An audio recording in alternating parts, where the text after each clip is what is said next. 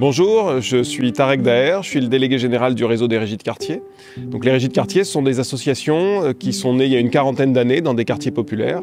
Et leur projet, c'est de donner un peu de pouvoir aux habitants pour leur permettre de se réinvestir sur la vie de leur quartier et de gérer leur territoire. Et pour ça, les régies de quartier, elles proposent des emplois, elles embauchent des habitants des quartiers pour les faire intervenir sur les questions de la gestion urbaine, sur les questions en fait des besoins non couverts de ces territoires un peu fragiles. Et les régies le font principalement dans des logiques d'insertion. Aujourd'hui, on a 130 régies de quartier en France qui couvrent à peu près 320 quartiers prioritaires. On en a une quinzaine qui interviennent dans des territoires ruraux. Et au global, sur le réseau, on a plus de 10 000 salariés qui sont recrutés par des régies, donc beaucoup dans ces logiques de circuits courts, d'emploi de proximité et de réponse à des besoins non couverts sur des territoires fragiles.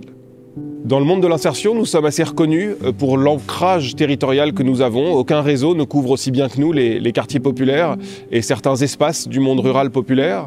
Donc à ce titre, on est assez bien identifié dans le champ de l'insertion. Et le partenariat avec le FAPEDF, nous avons la chance de l'avoir depuis plus d'une quinzaine d'années maintenant.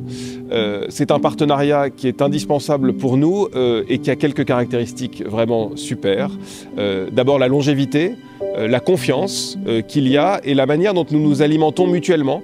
Je crois que le FAP apprend beaucoup au contact des régies de quartier et nous-mêmes, quand nous proposons des dossiers de régie au FAPEDF, on est en permanence un peu challengé et mis en difficulté sur notre modèle économique, sur nos projets d'insertion, sur notre projet social.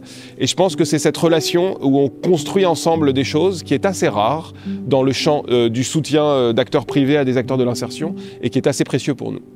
Pour nous, les dons au FAPEDF sont très importants puisqu'ils ont des résultats très concrets sur le terrain.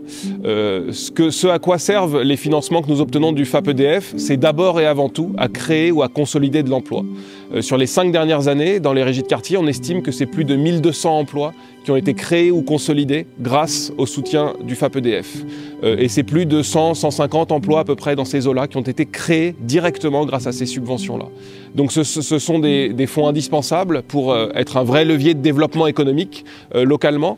Et l'intérêt du FAP, c'est aussi que c'est un levier d'innovation. Il y a des régies qui ont pu lancer des nouveaux projets sur la fracture numérique, sur le compostage des biodéchets, sur des choses assez innovantes et assez coûteuses et sur lesquelles il faut quand même avoir des partenaires qui ont confiance et qui ont envie d'investir et de prendre le risque de lancer une nouvelle action dans ce champ à la fois du social et du modèle économique à construire.